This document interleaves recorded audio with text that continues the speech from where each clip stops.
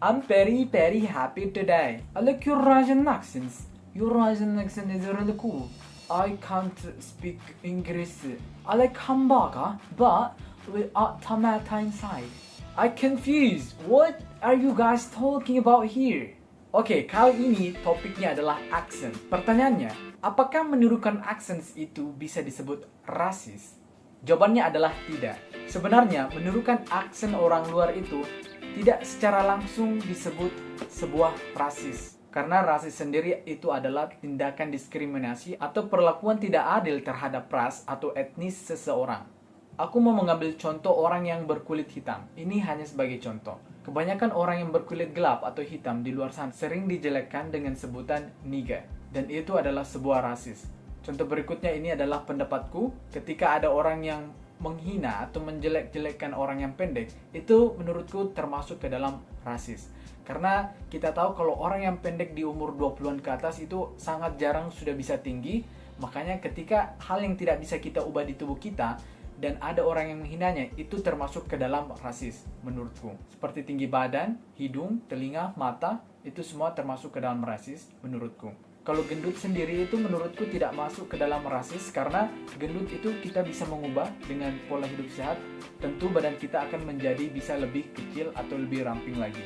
Namun ada juga orang yang berpikir kalau kita menirukan aksen itu dianggap tidak sopan ataupun juga menghina. Namun perlu diingat itu kembali kepada setiap orang dan preferensi mereka.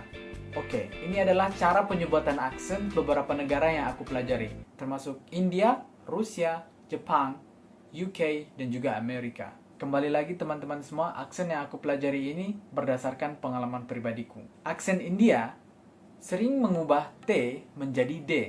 Contohnya, don't menjadi don't. Don't tell me what to do. W menjadi V.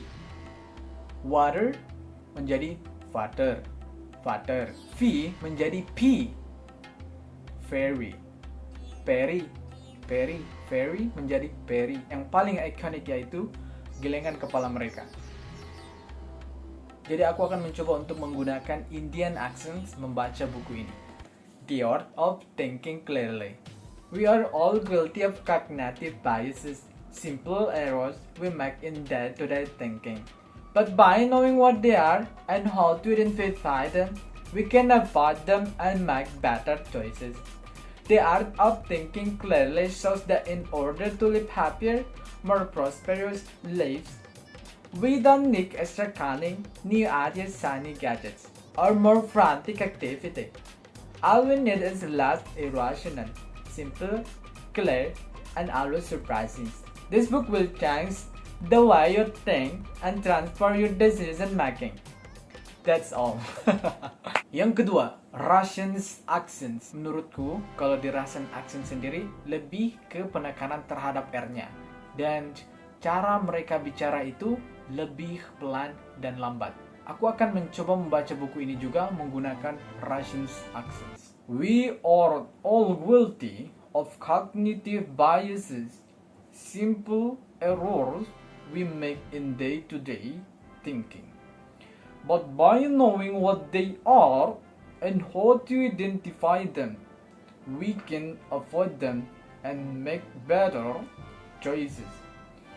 The art of thinking clearly shows that in order to lead happier, more prosperous lives, we don't need extra cunning, new ideas, shiny gadgets, or more frantic activity. All we need is less irrationality, simple, clear, and always surprising. This book will change the way you think and transform your decision making.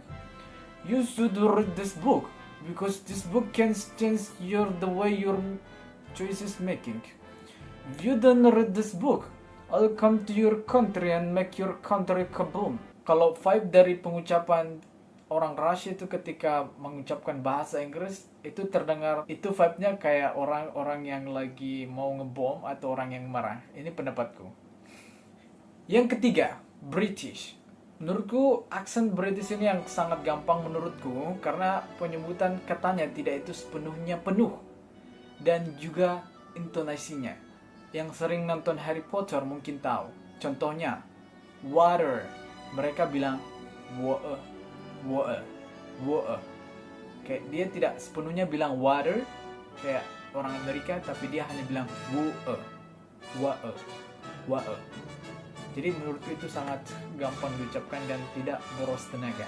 Oke, aku juga akan mencoba membaca buku ini menggunakan British accent. We are all guilty of cognitive biases, simple rules we make in the day-to-day thinking. But by knowing what they are and how to identify them, we can avoid them and make better choices.